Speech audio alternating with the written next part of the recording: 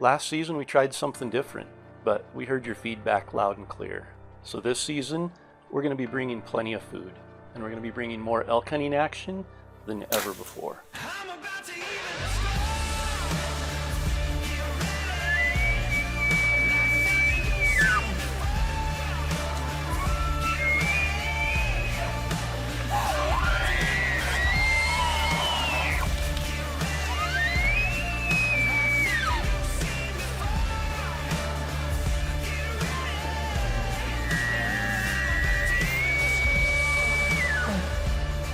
That's what I'm talking about, brother.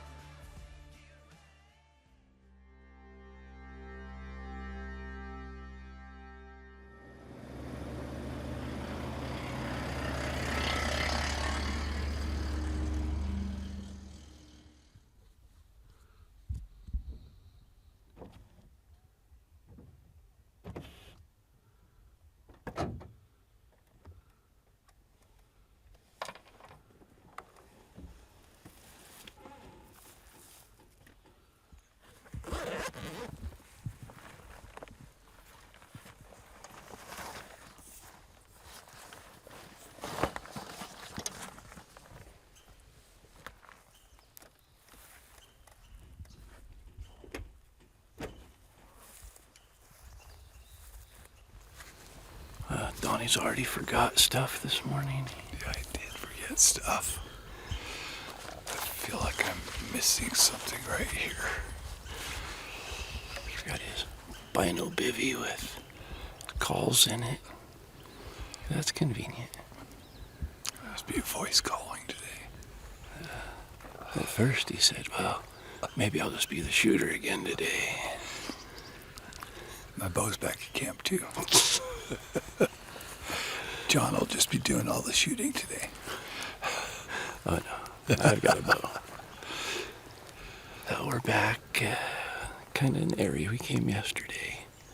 We heard some bulls bugling up in this basin last night when we were hiking out, so we're gonna hike in and see if they're still here and see if they're still bugling. That's the plan.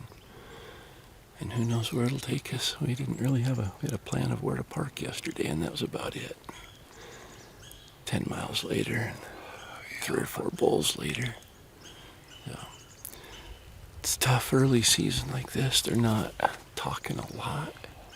They aren't wandering looking for cows. You just got to go find them. And I know we walked by. I mean, we had that spike that bedded 70 yards from us. Well, we were probably an hour bugling at the other bull yesterday, and the spike was bedded there the whole time. So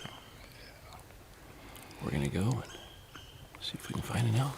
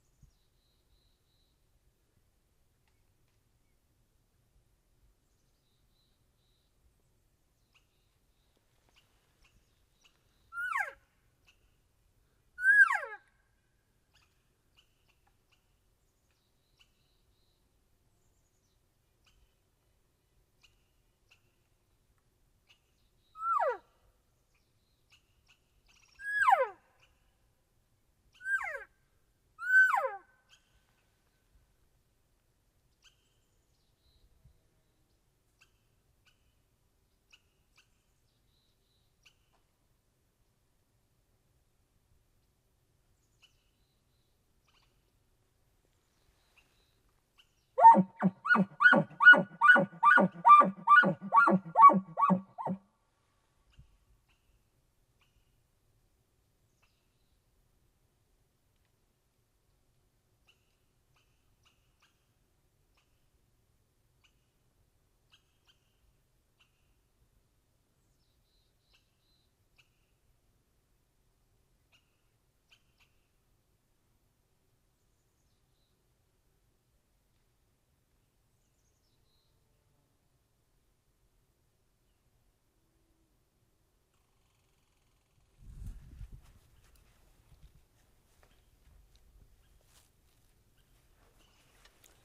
he'll be quiet until 15 minutes before dark.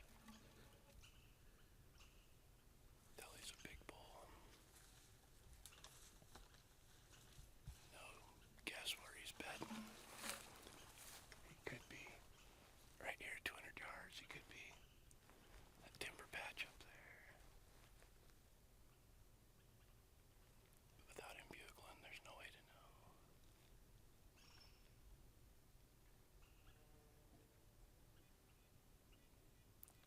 Can't believe how warm it is.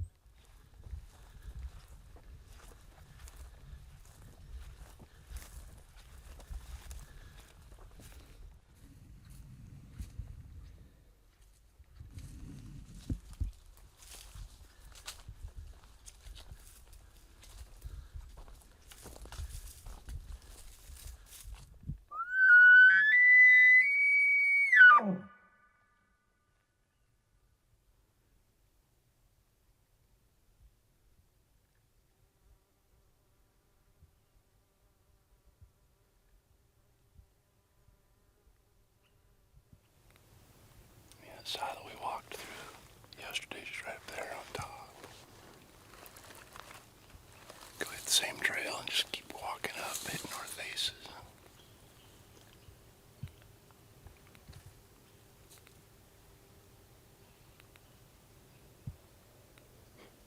Just wish we got a little bit more of a morning hunt.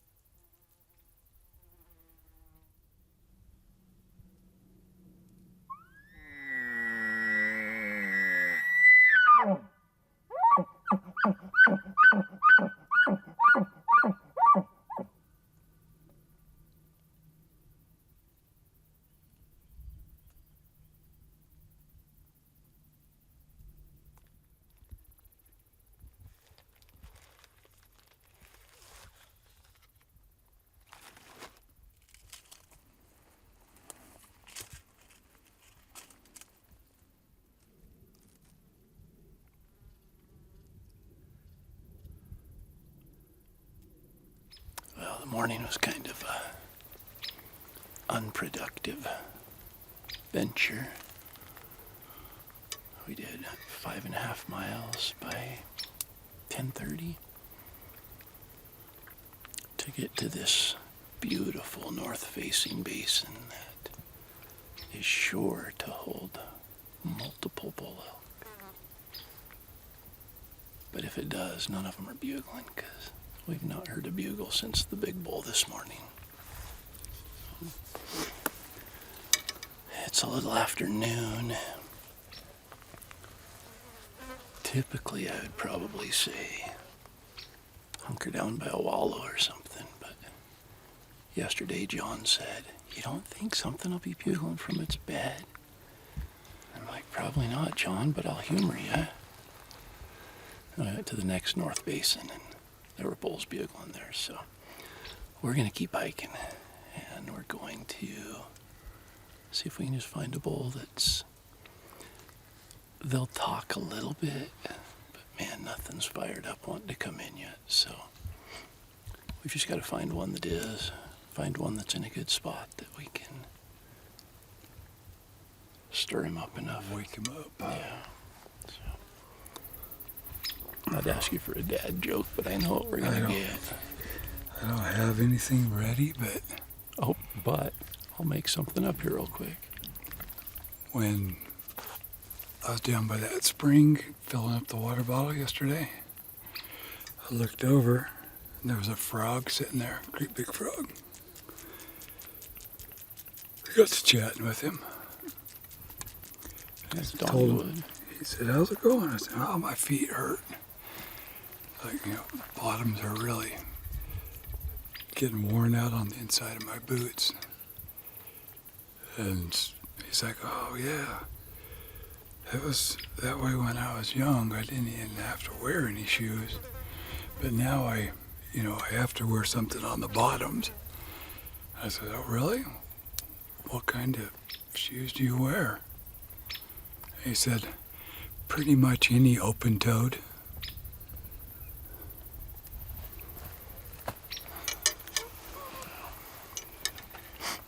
Dad jokes used to be filled with pun. Now they're just filled with punishment. Yeah. Used to be a reward. People would watch Destination Elk for the dad jokes. Now they're going to quit watching because of the dad jokes. They all can't be Mike Tyson and Chris Helmsworth jokes. It's the only one that he's laughed at.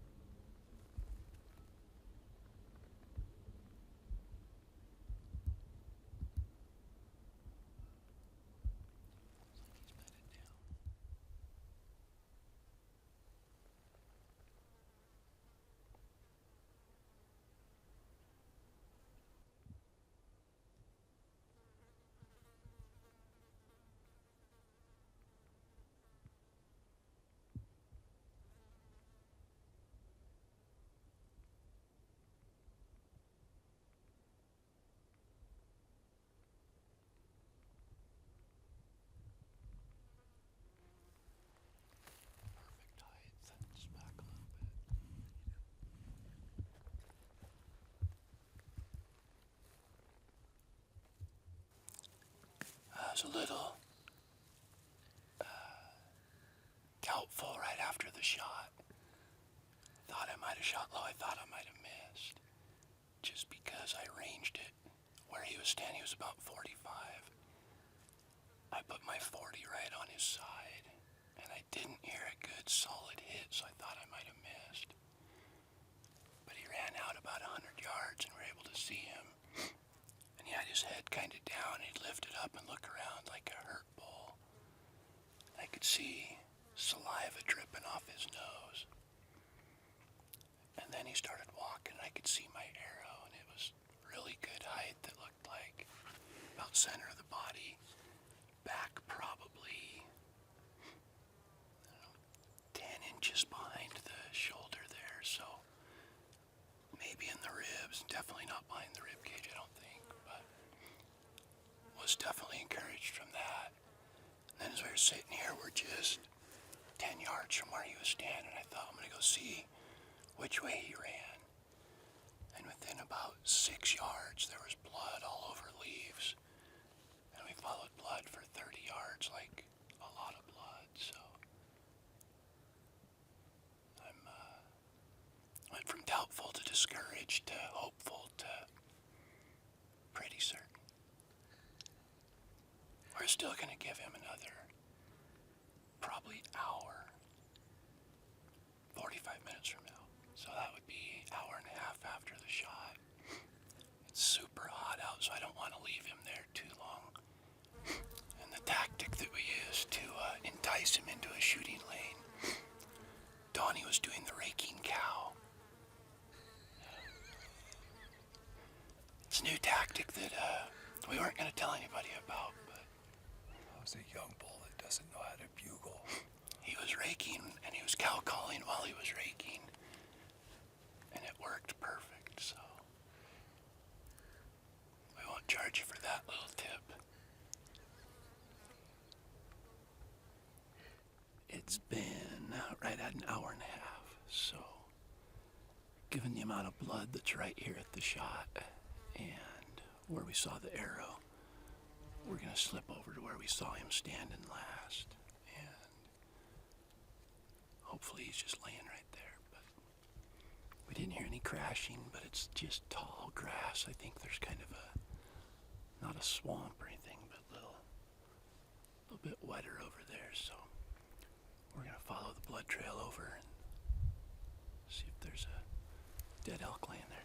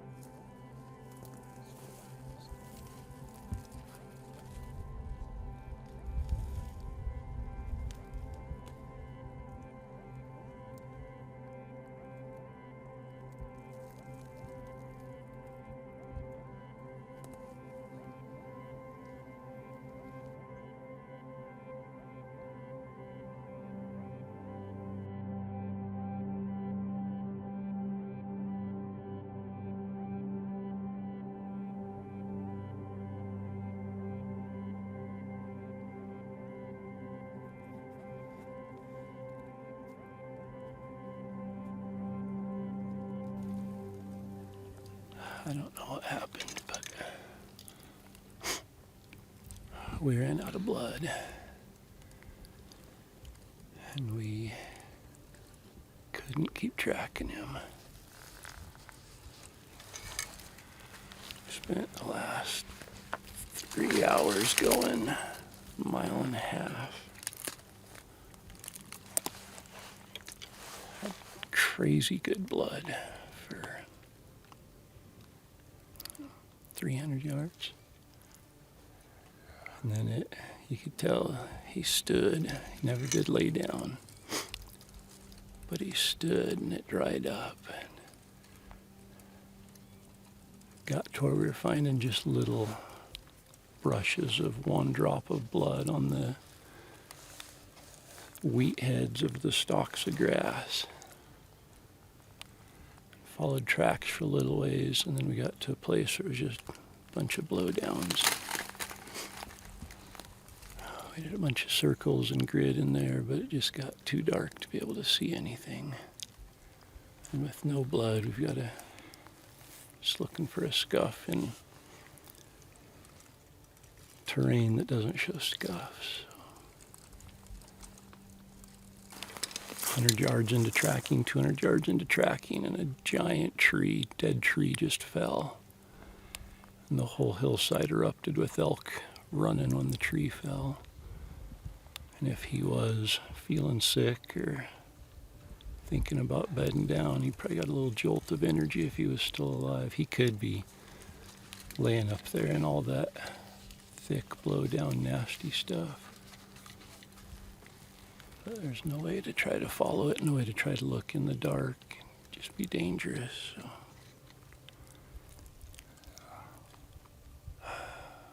We're gonna back out for tonight. Just sucks not being able to walk up on them.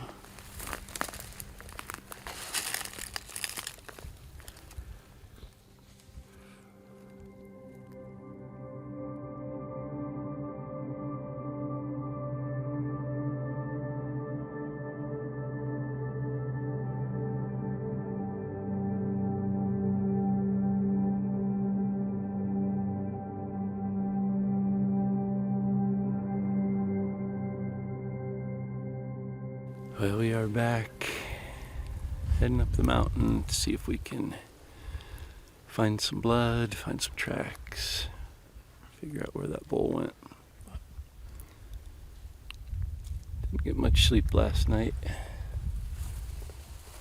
I just can't figure out, like there weren't any good places for him to go, like they just made sense. There's no water up there, so I don't know if he doubled back, went back towards the herd, or he continued on down the ridge, but we're gonna head up, see if we can put the puzzle together.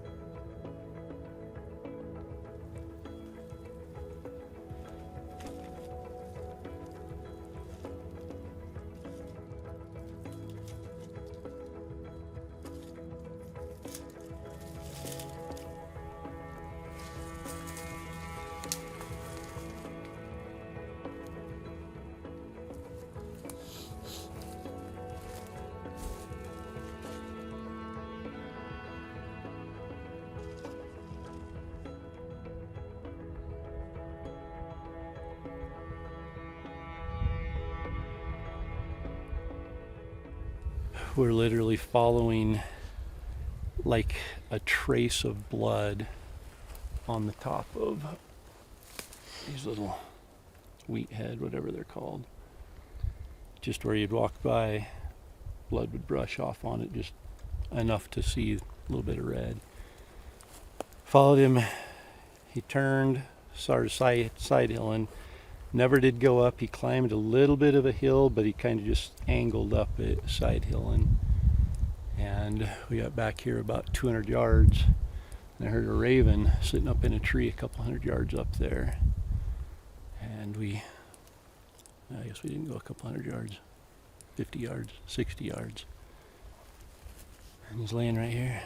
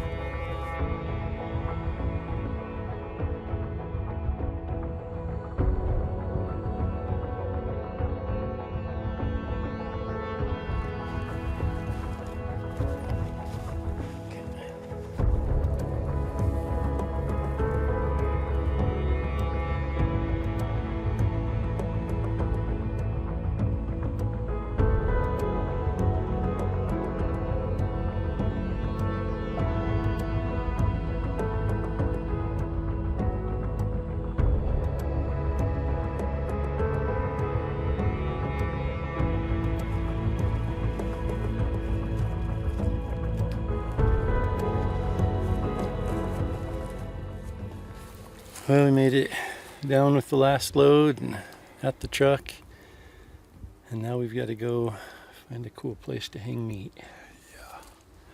There's not many places that are cool right now either. But we got really lucky finding the bowl, lucky that meat was good. Yep. Not a bad pack. All downhill, so. Steep, but that's just talk about the roller coaster of emotions. But go from thinking you missed to thinking you made a great shot to realizing it was a little back to knowing you're going to find him to losing blood to just everything. You know, I don't like leaving animals overnight. We usually track them till we find them, but last night we had nothing. We had no blood, we had no tracks. It was in thick blowdown stuff, and we just couldn't keep tracking. So we had to wait, and we came back this morning, and it took us probably 3 hours, and went 20 yards, and there was blood on a little head of a grass blade. And yeah, I think he probably walked close to a mile, maybe just a touch under, but I stuck with it and put my tag on the Wyoming bull. So now Donnie's got the next 5 days to be picky. Yeah, I'm real picky. Yeah. I picky that one. Yep. Well, thanks for joining us here so far. We got a lot more coming. We got Donnie here in Wyoming, and then Isaac and I are going to go chase elk in Idaho. Then I'm going to hunt with Bryce from Peaks Equipment in Montana. We've got Outfitters for Hope. We've probably got other stuff in there. You're going to hunt with Jeff Helm and Jody Sear in Idaho. So hopefully got quite a few more episodes for you, and hopefully another elk or two as well. So thanks for being here, and we'll see you. Do I dare ask? No, not right now. Okay, we'll see you in the next episode.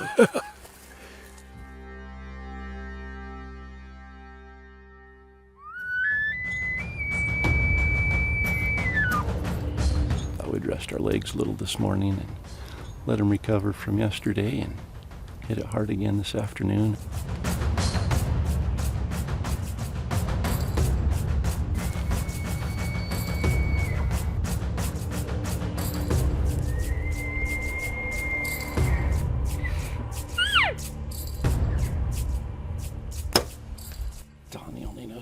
the bow down one way.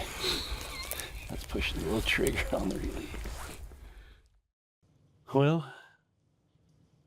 I don't know whether I want to be excited about the success or I'm still a little disappointed in how we got there. Yeah. And the fact that you're done hunting now. I mean, that's always a good feeling. That was his first day with the bow. Yeah. And now he's done. Or 8 hours in something. Yeah. I packed my bow for 8 hours in Wyoming, and people, there are a handful of comments, people saying, why wasn't Corey packing his bow in the first episode? That's just how Donnie and I do it. If Donnie's the shooter that day and I'm the caller, I don't even bring my bow. And yeah, there might be a time or two where we've had a bull circle around or a bull that one of us didn't want to shoot that the other one would have and we weren't able to. But I really think our efficiency goes up so much more when we just focus on our job. And if I'm the caller and I'm packing my bow, in the back of my mind, I'm thinking I need to set up in a spot where I might be able to get a shot if the bull comes over here, rather than my whole entire goal and job is to bring that bull into Donnie. So we dedicate, I'm the caller, you're the shooter, pack your bow, pack the bugle tube. Except for I think you forgot a bugle tube. No, did I forget my, Yeah. Oh, I forgot my bino, baby. Well, you forgot, I don't think you had a bugle tube. I'm pretty sure that you forgot your bugle tube. That was I left it because you don't let me use it. That's not true. Not entirely, anyway. No. So, backing up a little bit, the night before hiking out, we had heard a pretty growly bull down in the basin below us. And so that was our plan for this morning, was to go back in there. And we did. We got in right kind of where we had pinpointed where we thought he was. And a big growly bull was bugling. Man, we could not. It didn't matter which direction we went trying to get in on him. He would turn and go away from us. So he had cows, but he didn't want company. Pretty sure it was the same bull that we had gotten into yesterday. Could have been. In the morning. It was right there. Good, growly sounding bull. Yep. So we chased him a little bit and then he went completely quiet. We didn't, we tried for 30 minutes getting him to make another pipe just to see which direction he had gone and we couldn't. So our game plan was to get up on the main ridge we were on yesterday and go back up above where we thought he had went to bed and see if we could get him to fire up being up above him, and we didn't. So we basically hiked the entire same path we did yesterday, got to the point where we had had the encounter with the bull last night, and he answered, he bugled once or twice down, still down in that hole, which we weren't interested in dropping down in there again. So we kept going up the main ridge and we went another 1.5 miles, 2 miles past there. Yep.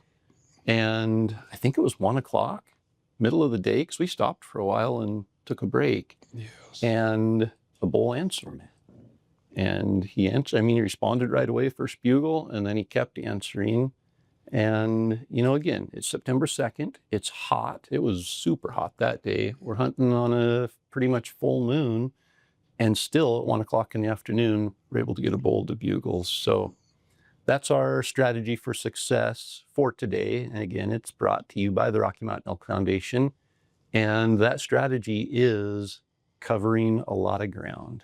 And early season especially, it's important to cover a lot of ground and not just lock yourself into one draw, especially if you don't know if there are elk in there, or if you're like us and you rely on bugles and you want to call an elk in rather than sit a water hole or spot and stalk.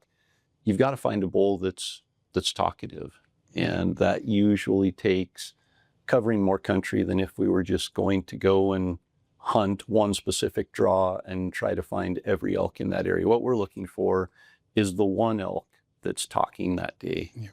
And the earlier in the season, it seems like, the more miles you have to cover to find that bull that's talking that day. The good thing, being that early, like the bull yesterday, he'd talk to us all day. This bull, he probably didn't move 100 yards in that area. He was still just kind of hanging out in his bedroom. We were able to pinpoint where he was and be able to move into it and know that he would kind of stay right there.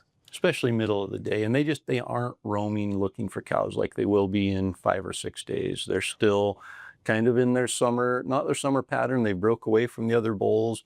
They're in their staging areas. This bull was near cows, but I don't think he was with the cows. We'll talk more about some cows that were off to the side a couple 100 yards, but you know, it's early. Like Donnie said, they aren't moving a lot. So you have to cover that country because there's not really a chance of your path crossing with theirs as much as there will be in a week or two. So you have to go and find those little holes where they're kind of pocketed up, and that takes putting on some miles. So I don't know if we kept track on that day, but it was another, I think, 9 or 10 miles. Yeah. Especially after we had to start tracking. Yes, I know that I have the tracking part. Yeah. Is just line over line over line. Yeah. Which we'll get to that in just a second. Yeah. I contemplated throwing in another strategy, which was Donnie's raking cow technique. It worked. It worked. So without a bugle tube, all Donnie could do is cow call. And so we had him go back and cow call and rake a tree. And obviously the raking part of it is the display of dominance that we like to do to be a little bit aggressive. And I really think that the raking is what turned that bull loose, because we had bugled a bit back and forth there when Donnie started raking. Then the cow calling is, once Donnie stops raking, it's just to give a couple cow calls so the bull has a location pinpointed that he's actually moving towards, and I'm able to set up on the path along that. Yeah. It's not actually a raking cow. Cows don't rake trees, but in that case, that was a special technique Donnie used. So we did. We got down and got set up. Everything worked great. The bull came in on a path that I really hoped he would come in on. I had arranged the tree that he ended up going behind. And, you know, at the shot, at first I thought I'd missed. Then we walked up to where he was standing and glassed, and he was just 100 yards standing out there and could tell he was definitely hit. Then we got a visual of the arrow, and it was back a little bit. You know, I thought it was 8 or 10 inches behind the shoulder. It turned out to be even a little more than that. But we gave him I think it was 2 hours. 2.5 hours. And then we walked up to where he had been standing at that 100 yards, and there was so much blood. Like I thought he was going to be laying right there dead. And we got to the point where he had been standing, and we were kind of looking around, he turned and went about 90 degrees there, started downhill. And while we're standing there, a giant dead tree falls. Yeah. And all of a sudden you just hear this crash. Yeah. And it was loud. It sounded like a gun going off. Yeah. Just bang. It was less than 100 yards from us. It Yeah. was just huge bang. A whole bunch of the cows, Yeah. a bunch of elk took off running, and we're scanning all of them looking for the bull, and he was not with them. Wasn't with the cows, and we got on the blood trail again. He'd turned and went kind of opposite direction where the cows were. But seeing how the elk reacted when that tree fell, my heart sank, because I'm thinking if he's still alive, Yeah. he probably reacted the same way. And we tracked for probably another 200 yards with okay blood. We were able to follow the blood. And then we got to a point where it looked like he got in a patch of trees and stood there, and was probably standing there. My guess is that's where he was when the tree fell. Yeah. And from there, we could not figure out which direction he went. We assumed, you know, just based on, okay, if the tree did fall, if he's hurt, he probably went downhill. There was a bunch of thick reprod type stuff in there. We went and gridded that as best we could until it got dark, and then we couldn't see blood, we couldn't see tracks, we couldn't see anything. So we had no direction to go on. No. Couldn't see. You couldn't walk because there's the downed logs everywhere. Yeah. And to have an elk that's injured going through that, and us trying to look for blood in the dark, we just could not find anything else. Yeah. And I very rarely, I don't like to back out on it. I'll keep, as long as I have tracks and blood, we'll keep tracking. I mean, a couple of years ago, we tracked yours until 1 a.m. and found it. I like to stay on the trail. We had nothing to go on. We spent hour probably there, just frustrating not being able. If there had been blood, we just couldn't find it and couldn't see it because it was so thick and so dark. Made the decision to back out, came in the next morning. Fortunately, after a little looking around, I don't remember, I found 1 drop of blood, probably 50 yards from where we had stopped the night before. And he was still going on the same trajectory. We followed tracks through the open hillside, and every once in a while on a literal wheat head of grass. So that grass, you know, just one strand would grow, and it's got the fuzzy little wheat head on top of it. If he brushed up against that, you could see just on the ends of the little fuzzy, it had turned just, I mean, it took reading glasses for Donnie and I to be able to see it, but followed him that way, and we stayed on the trail, and it took 4 hours, I think, to walk up on him. At that point, he had gone, was it 3/4 of a mile from where we lost blood, or 3/4 of a mile total? Total. So he had traveled some distance. I think he had been dead a little while because he was fairly stiff. But we got so lucky. He was in the sun when we found him, but I think he'd been in the shade all morning, and that saved us on that. Yeah. We were able to get the meat and pack it out. Fortunately, it was all downhill because we had dropped off the right side of the ridge. And got it packed out, and we were back down to the road by 5:30, something like that, and then hiked the road back around, got the truck, and got it out of there. But you know, I don't like those kind of, it's the roller coaster. You're excited, you shot an elk, then you see where the arrow is, and you're thinking, okay, it's okay, it's gonna be okay, he's gonna, you know, you just gotta give him a little bit of time. And then that tree falls, and I mean, my heart, just as soon as I heard that, my instant thought was, that just jumped that bull. If he's in a bed, if he's bedded down like we gave him time to do, that tree probably bumped him. And then, you know, you get over there and lose blood, and then you find blood the next day and get back on the track, and then you're realizing, hey, what time, the clock's working against us here, we have to find him or we're gonna lose meat. And then you find him, and, you know, uncertainty of cutting him open, and cut him open, and the meat, you know, it smelled good, and it was good. And I immediately cut the ham open to let that bone heat out. He was still warm, so. He was still warm. Fortunately, hadn't warmed up in the sun all the way yet, but it worked out. You know, I want to kill an elk where he drops within sight, and I can celebrate and high five and be excited about it, and not have to ride the roller coaster quite as much. So. But tagged out, we were successful, put in the work to find him, which it took work this time. Yes. Donnie's dad jokes aren't getting any better. What was this one? Open-toed? Any open-toed shoe? Yep. You got to do better, man. Hey, the frog said it, not me. I was just relaying the message. Unfortunately, they're the recipients of your message. Yes. We'll see if we can improve on dad jokes here. Yeah, there's plenty of room. Oh, there's the sky's the limit. Just a reminder of our giveaways. We've got the grand prize giveaway at the end of the series, and the way you enter is buying the DEV8 t-shirt at peaksequipment.com. That gets you 1 entry, or the new custom bugle tubes that we have with mile high note gain calls and Peaks and Elk 101 have all teamed up on that. If you buy that tube at peaksequipment.com, that's 2 entries for the grand prize. It's the only way you can get entered, by the t-shirt or by the bugle tube. Both of them are limited quantities, so don't wait till the end of the series if you're gonna buy one. Do it before they sell out. You can use promo code DEV8, so DEV8 at peaksequipment.com. They'll save you 10% on anything you order there. We also have our daily giveaways, and the way you enter that is just go to elk101.com/DEV8 and enter your name and email address in the giveaway box there. To buy anything, just give us a way to contact you.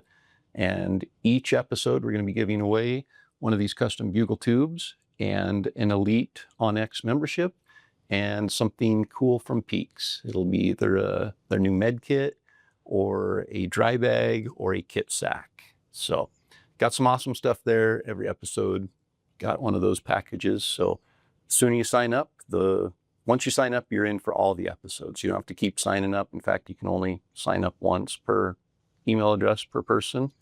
And we'll be giving away some cool gear. Yep. Anything else? I don't think so. Just a big thank you to our partners again. Be sure and support Yeti and Onyx and Peaks Equipment and the Rocky Mountain Elk Foundation. And we'll see if we can go back to back, maybe fill 2 elk tags in Wyoming Yes. back to back. Didn't get day 1 Donnie. Nope. Day 3 Donnie still has a pretty good ring to it. Yes, it does. Mario. Hope it works out. All right, we'll catch you in the next episode.